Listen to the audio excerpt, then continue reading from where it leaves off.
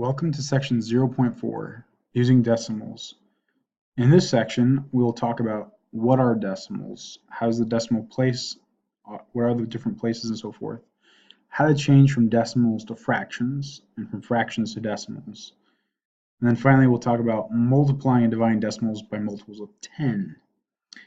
We're not going to get into a lot of the other arithmetic process you can do, which is adding and subtracting them, or multiplying and dividing them, as you will have calculators provided and you can use those.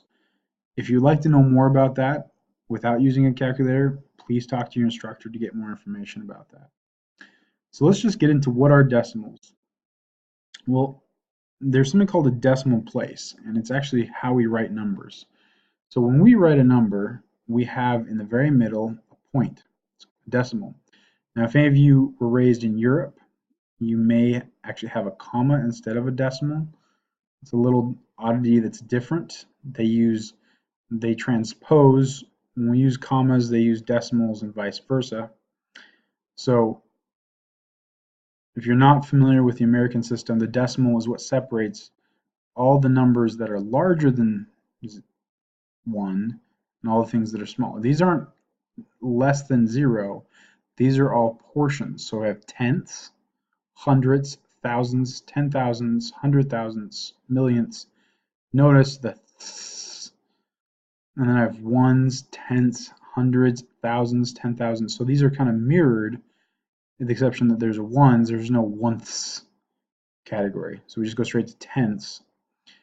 And the decimal is really critical to understanding it and how many decimal places. So things that are tenths can only be added to things that are tenths, etc., etc., etc.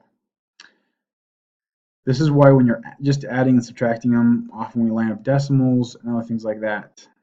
And this is going to come back into play a lot more later on.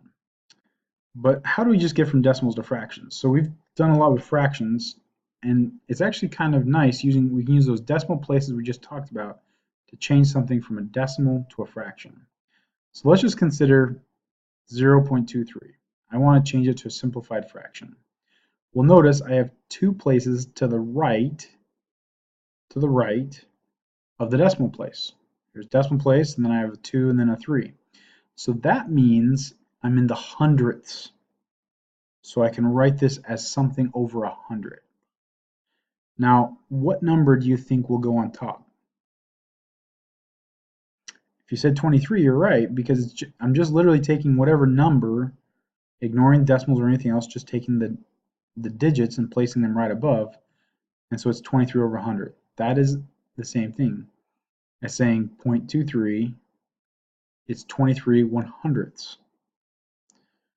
Well, what about this one? I have 1.025. I want you to pause the video and I want you just to write this as a fraction. Don't worry about simplifying it, just write it as a fraction. Go ahead. Okay, so the same thing you could have done is you could have asked how many places? Well, I have 3 places, 1, 2, 3. So this place is which? It's a thousandths. So to have 1,000, and the top is going to be 1025. I just took the exact digits, forgot about decimals, and just wrote them up there. Now this can be reduced. To help you see that, I went ahead and factored it for you. And notice I got a 5 and a 5, and I got a couple of 5s down here. So if those cancel on the top, all I'm left with is 41. All I'm left with down here is 2 times 2 times 2 times 5, which turns out to be 41 out of over 40. Okay, so we've now practiced a little bit. Can you write 0.0015 as a simplified fraction? Go ahead and pause the video and try it.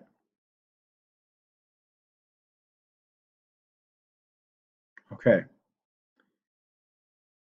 Which decimal place is the last decimal place? Well, it's that 5, which is in the 10,000th spot. And what goes on top? 15. But it can be simplified. And the clue here is anytime you have something that ends with 0 or ends with 5, it means a 5 can go into it. So if I factor them, you don't have to factor all the way, but this is nice and clear. This 5 cancels with that 5, and I'm left with everything else. I multiply out that bottom, it turns out to be 2000. The numerator is just 3. So this decimal is equal to 3 2000s. All right. Well, what about this one? 2.33. I want you to pause the video and write that as a simplified fraction. Go ahead.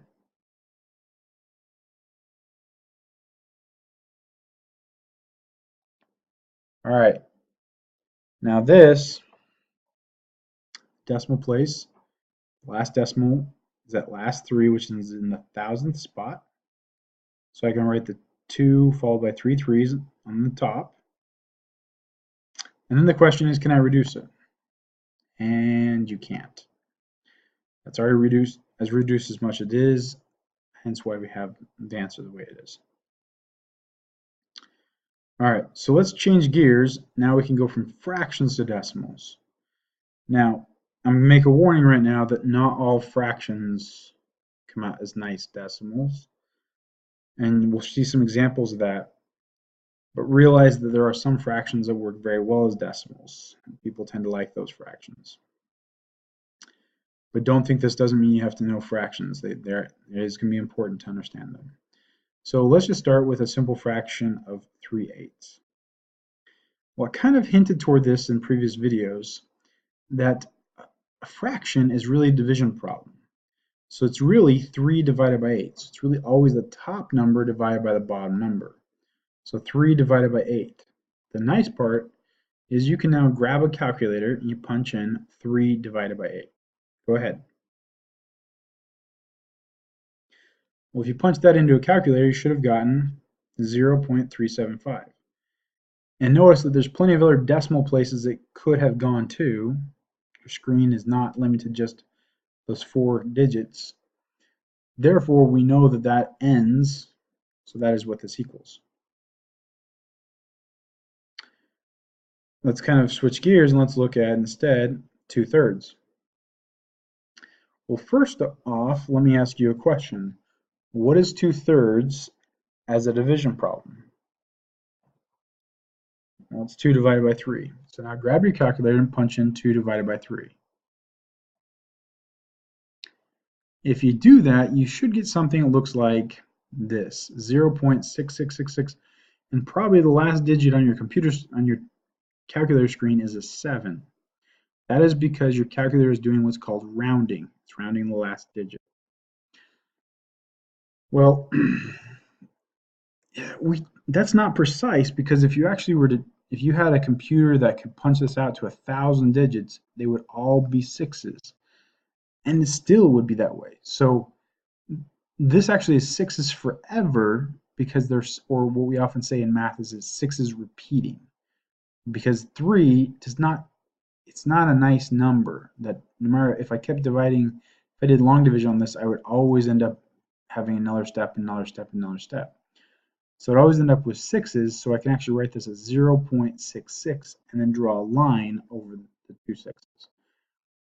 Some people do this with 1 6. I recommend 2. It just makes it much more clear. You could also do a 3 6s. You're just trying to write what are the numbers that are repeating. Okay, so let's try another example. We've got 7/40. I want you to pause the video and I want you to find this as a decimal. Go ahead.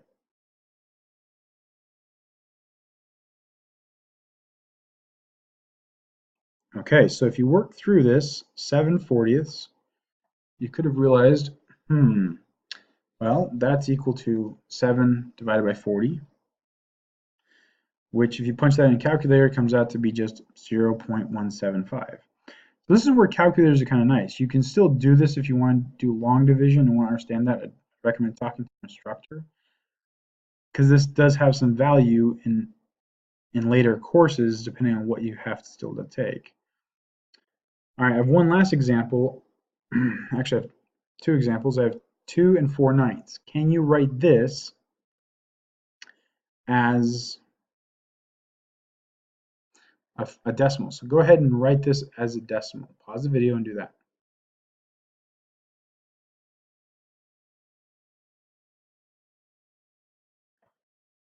Okay, first off, we can write this as 2 point something.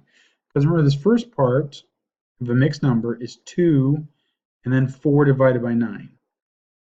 So what is 4 divided by 9? Well, I punch that into a calculator, it's going to give me a bunch of 4s just going on forever.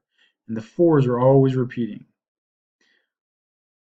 Take that, and you would soon see, so I can write this as 2 point, and the 4s, and notice the line is only over the top of the 4s, because the 2 is not repeating, it's just the 4s. So that line means that it's a repeating, that portion is repeating over and over and over again.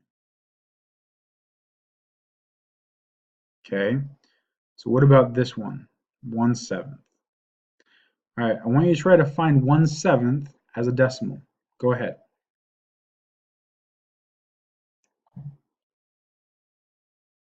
If you punch this into a calculator, you'll get something that looks kind of like this. So if 1 divided by 7, I'll get 0.14287514 blah, blah. If you have a long enough calculator screen, so again, this depends on your calculator, you would see the next digits in this, it'd have 142875. So in other words, it starts a sequence all over again. So it's not just some decimals they repeat, but the numbers that repeat are longer strings. So this 142875 is what's necessary, and then it starts repeating again. So we would write this as 0.142875 line over it, which means I'm going to take this, and that's what's going to come after it. It's going to come after it. It's going to come after it, etc., etc., etc. So that is, there's a lot of fractions that are that way. So kind of be careful about just expecting to be the same number over and over again. A lot of them have a little bit small, longer sequence to just one number that are repeating. Some have 2, some have 3. It all depends on what the fraction is. So kind of spend some time getting used to this. Then come back and watch the second video because we talk more about that multiplying and dividing decimals by multiples of 10.